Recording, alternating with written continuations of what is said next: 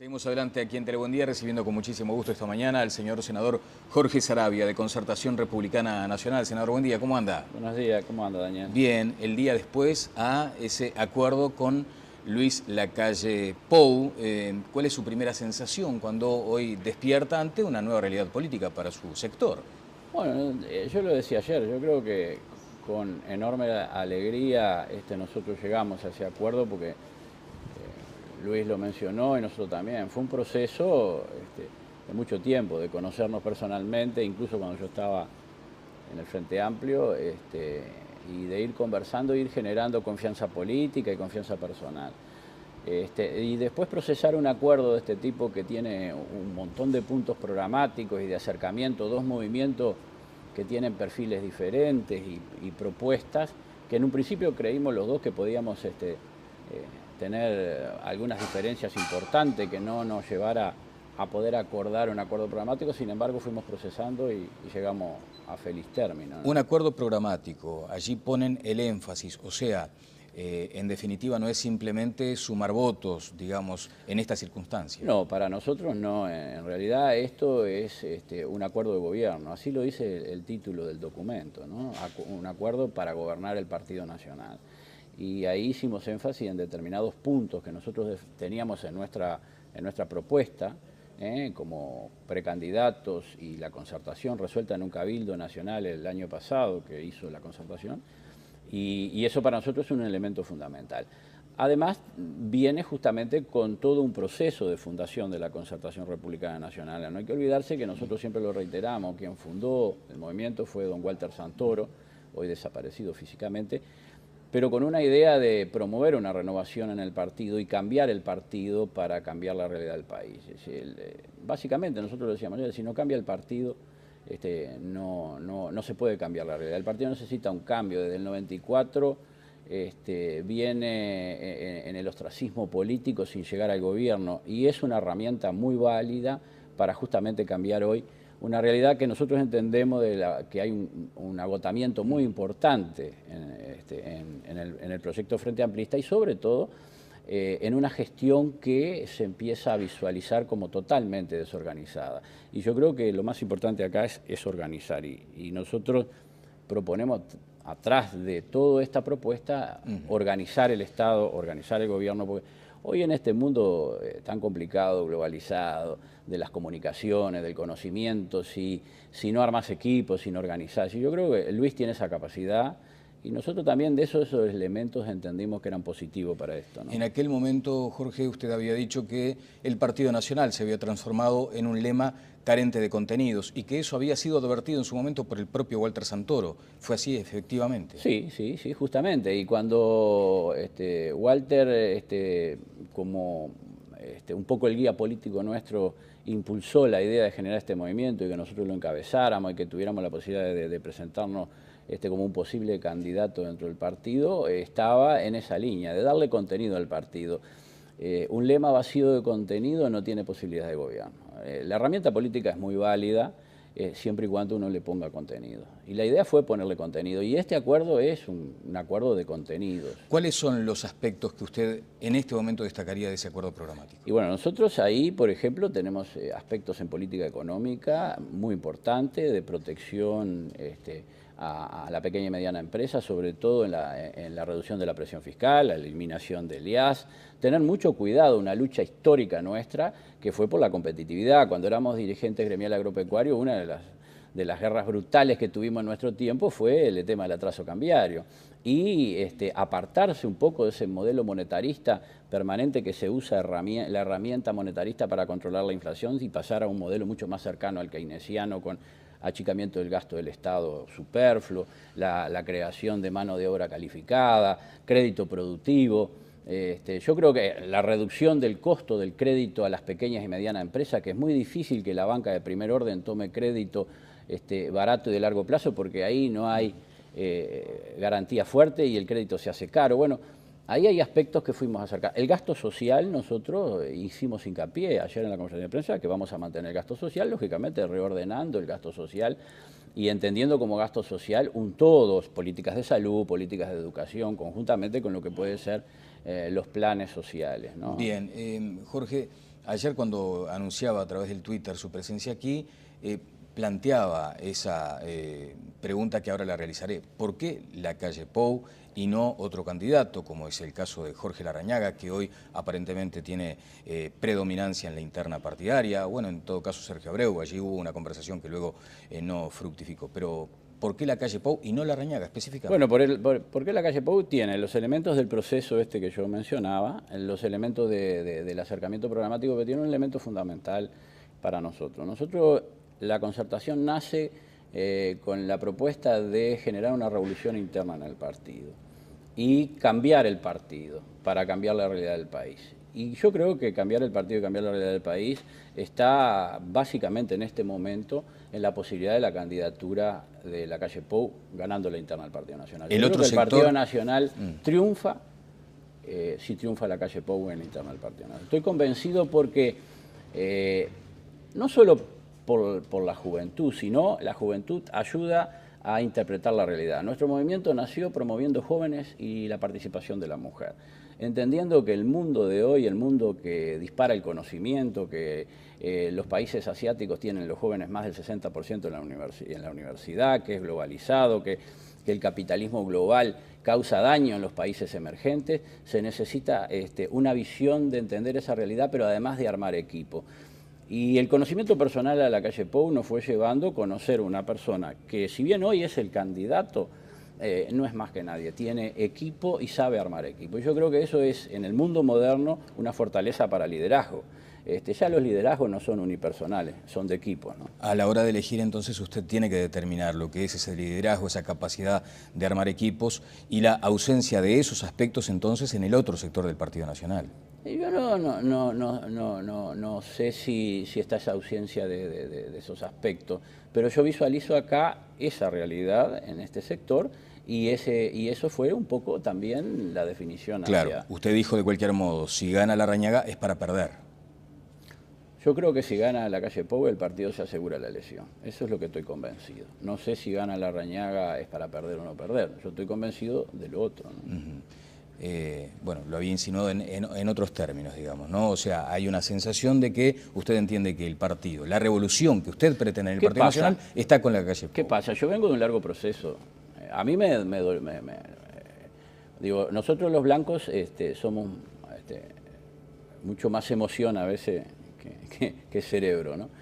Pero yo vengo de un largo proceso dentro de mi partido, el Partido Nacional, de mucho dolor, de haberme costado mucho tener que acordar y generar espacios para que fueran escuchadas mis ideas en el Partido Nacional a partir de las fines de la década del 90 por mi militancia gremial muy fuerte, por la defensa de los productores, el atraso cambiario, el endeudamiento agropecuario. Eso fue una interna muy difícil para nosotros. También todo ese proceso lleva a que uno vaya dentro del Partido Nacional visualizando que hubo un proceso a posteriori de eso, de más de una década, que el partido siguió presentando las mismas opciones y las mismas propuestas y los mismos contenidos. Y eso es lo que decía Santoro, esos son banderas que fueron quedando perimidas en el tiempo. Y el partido dejó en el camino viejas banderas que levantó históricamente, la defensa de los recursos naturales, de la tierra, no tener miedo a decir que es necesario en este tiempo moderno tener mucho cuidado con el impacto ambiental sobre los recursos naturales y que se hace necesario una visión sobre las estructuras agrarias diferentes. Yo no digo reforma agraria, pero reforma de las estructuras agrarias con una visión de protección de los recursos naturales.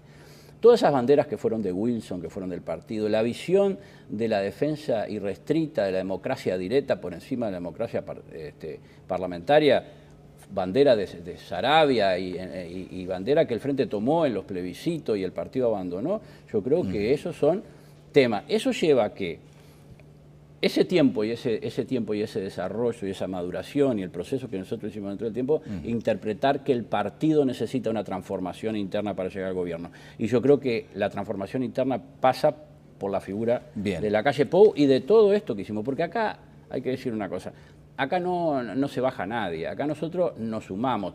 Bueno, se baja usted de su precandidatura claramente, ¿no? De su lógicamente, pero acá no bajamos una candidatura, nosotros dejamos el espacio nuestro y nuestras aspiraciones personales por la necesidad de un país que necesita una transformación real y generar un proyecto país.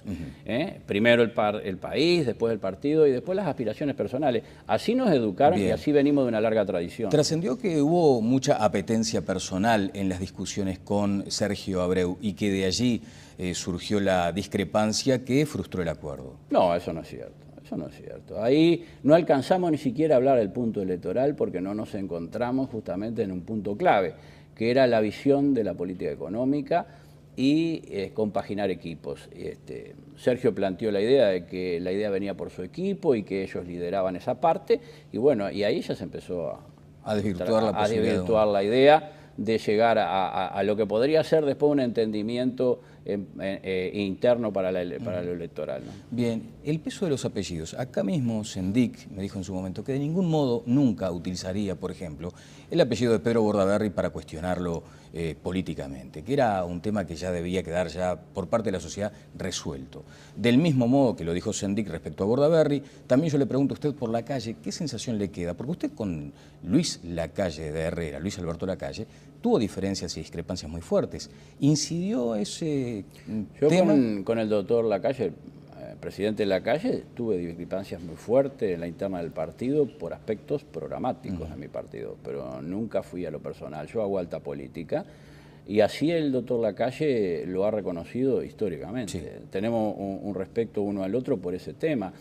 Yo tuve diferencias cuando se aplicó el ancla cambiaria en mi partido, claro. Fui parte de aquel movimiento del grito de arbolito, pero también reconozco que en su gobierno se hicieron muchas cosas muy bien de políticas sociales y creo que determinadas políticas que él llevó adelante fueron muy buenas. Entonces, yo creo que esas diferencias en el partido son positivas cuando se debaten.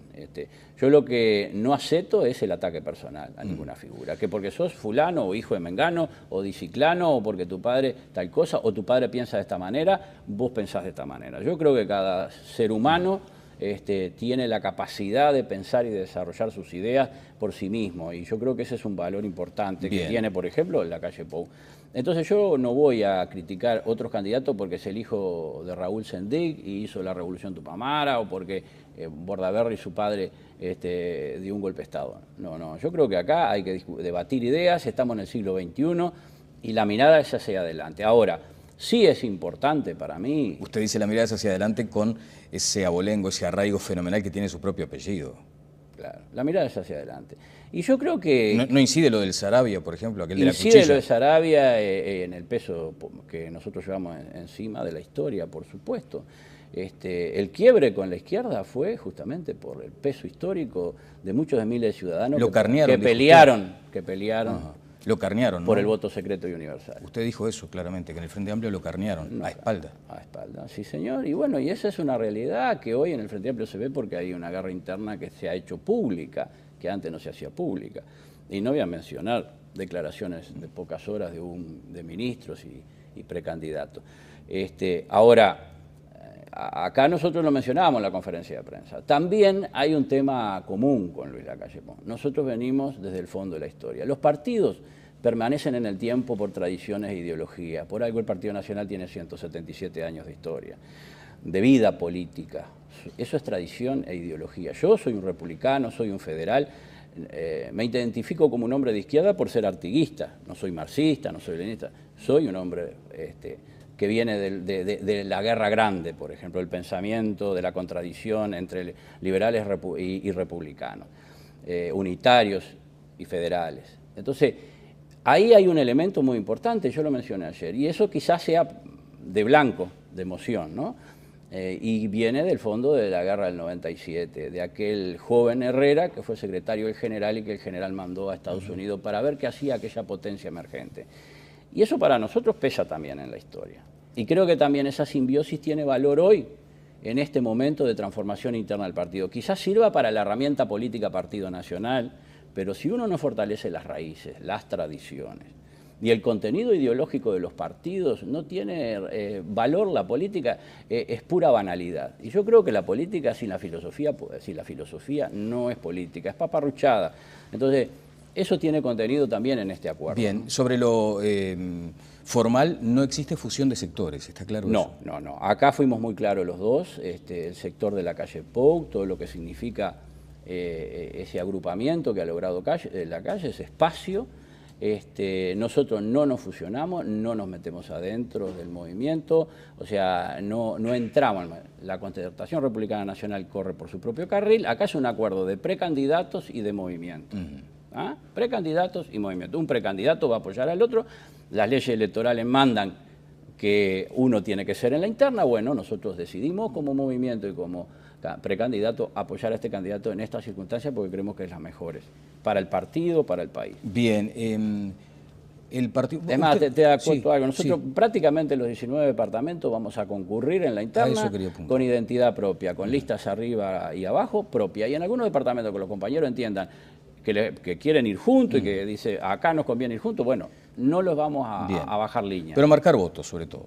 Nosotros vamos a marcar nuestra identidad, porque nuestro movimiento también nace no para un tema electoral, nace con una visión de largo aliento. La revolución interna que queremos provocar en el partido tiene un proceso, comienza ahora, pero va a continuar en el tiempo. Porque el partido, por algo, tiene 177 años de historia, ¿no? ¿Es revolución la conformación de la Concertación en Montevideo?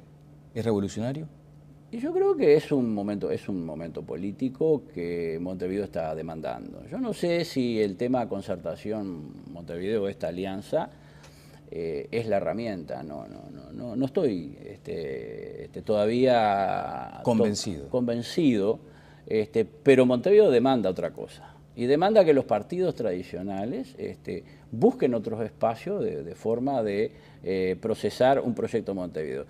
Si lo de Montevideo es un proyecto por Montevideo, con propuestas para Montevideo, yo creo que es importante. ¿Por qué? Porque en definitiva en lo municipal no es un tema ideológico quien soluciona el problema de la basura, quien soluciona el problema de las calles, el tema de hacer bien las obras como el corredor Garzón. Eso no tiene ideología, tiene realidades que la ciudadanía demanda. Y yo creo que si pasa por ahí... yo creo que el proyecto Montevideo puede tener un buen acotado a Montevideo.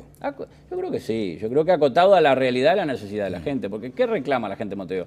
¿Reclama cosas de izquierda o de derecha o de centro de medio? No, reclama que le solucione el problema del alumbrado, las calles, el tema de las inundaciones, el tema de que salió mal el corredor Garzón, que no levantan la basura, que la preocupación que paran y determinado tienen que ir a buscar a la Fuerza Armada para que recolecten la basura. ¿Y este grupo que ustedes ahora conforman con la calle Pou debería presentar un candidato a la intendencia? Bueno, nosotros eso no lo hemos hablado en la interna nuestra. Nosotros la concertación no resolvió hasta el momento qué candidato apoyar. Nosotros tenemos compañeros nuestros que participan de las autoridades del nuevo partido de Montevideo, el que se creó para Montevideo, pero no hemos resuelto si vamos a presentar un candidato en conjunto. No lo hemos hablado con Luis ese tema. Nosotros tenemos una visión de la interna para ganar el gobierno. Eso es lo primero y lo prioritario. Mayo es otra etapa que la iremos procesando, ¿no? Bien, se recuperó del susto aquel del copamiento, fue tremendo eso, ¿no? Sí, fue la verdad que hasta el momento uno todavía, lógicamente, nos ha costado supo a quiénes mi señora, fueron, y me imagino. ¿Pero supo al final quiénes fueron? No, hasta ahora la policía no tiene datos. ¿No? ¿Mano dura con la delincuencia o no? Yo creo que la delincuencia se combate y está en el documento programático, se combate creando una nueva estructura de seguridad acorde a las nuevas amenazas y a los tiempos que vivimos. Sin una nueva estructura de seguridad, que es lo que se ha negado el gobierno, nosotros no solo hemos criticado, sino llevamos un documento abierto al debate, y hasta el día de hoy no se ha, de parte del gobierno, ni se ha dado una señal de pensar en lo que es la nueva realidad. El CODENA no se reunió para definir las nuevas amenazas, no se ha creado la comunidad de inteligencia, el Estado Mayor de la Defensa no funciona como debe de funcionar, lo que marca la ley, convocando a las fuerzas policiales a acciones combinadas y coordinadas. Entonces yo creo que si está todo en la ley, y yo creo que lo que se necesita es mano firme. Mano firme. Y conducción de un gobierno en esa línea. Usted sabe por qué le estoy preguntando aquello de la mano dura, porque el eslogan de campaña de Larrañaga, entre otros. Sí, pero yo creo que no alcanza la mano dura. Usted puede tener mano dura y capaz que hoy el Ministerio del Interior en muchos aspectos está teniendo mano dura con la delincuencia. Sin embargo, está fracasando. Le han ocupado y le han liberado zonas muy importantes en el territorio nacional que domina el crimen organizado. Y eso es falta de presencia del Estado.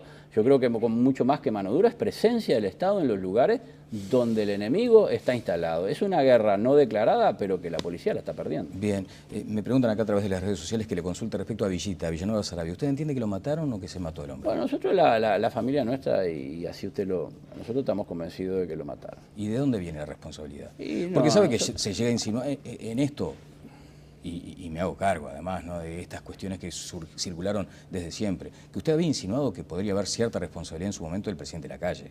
No, yo nunca mencioné eso, nadie mencionó eso. Lo descarta. Lo descarto notablemente, claro. Pero tiene su sospecha de dónde puede originalmente haber nacido él. Fue un atentado. Yo estoy convencido de que fue un atentado político. Que fue un homicidio, que fue un atentado, no sé si político o... Usted no se olvide que yo soy de frontera, usted es de frontera, usted sabe lo que es la frontera. Y los conflictos generados en la frontera en aquel tiempo, enfrentamiento con jueces, denuncias a jueces que estaban metidos supuestamente en temas de corrupción, tráfico de armas, estupefacientes, que había encabezado Villanueva Saravia en su momento, hacen a que pueda llevar por ese camino el tema. La frontera es una cosa muy compleja y en aquel tiempo era muy compleja. Y yo claramente descarto totalmente eso, no se me pasó nunca por la cabeza un disparate de decir que podría ser desde el propio partido o de otro partido, ni siquiera de otro partido. Yo creo que acá hay otros elementos que jugaron en aquel tiempo y me parece que ahí puede estar las mafias del crimen organizado en un intendente que enfrentaba duramente esos temas, ¿no? Y yo creo que ahí está el elemento. Y la convicción de que fue un homicidio, no un suicidio, es por la situación y lo que uno vio como tío en el momento que llegó, cómo estaba el cuerpo y cómo estaba la situación. Cosas que no le cierran de ninguna manera a quien tiene de repente un poco conocimiento de estos temas de armas y del tema de estos temas. Usted anda calzado además, ¿no? No, mire, acá no. Bueno, se lo ve muy elegante. Usted sabe que la verdad que se lo ve muy elegante. A los delincuentes estos nos sorprendieron de capucha y armado, exacto. Y yo... ¿Pero los corrió a tiros, dijo o no? Primero me defendí con las manos y los traté de inmovilizar y no pude, y bueno, después me tiraron a mi hija dentro de la casa, me tiraron a mí y agarré un arma que tenía y les tiré, pero me tiraron también afuera. Pero tiene porte de armas, ¿usted? Sí, claro, no tengo problema. Senador, nosotros podemos tener la posibilidad, pero en realidad yo no ando calzado. ¿No? Está bien, bueno. Por más que tenga un arma... Rosadilla sí, por ejemplo, me decía la otra vez. Hay gente que anda calzada en la cintura. Sí. Yo todavía me entreno mucho. Bueno, está bien. Bueno, muchas gracias, Jorge, gracias a usted. muy amable. Jorge Saravia, senador del Partido Nacional, de Concertación Republicana Nacional. Vamos a la pausa y seguimos adelante en Tele Buen Día.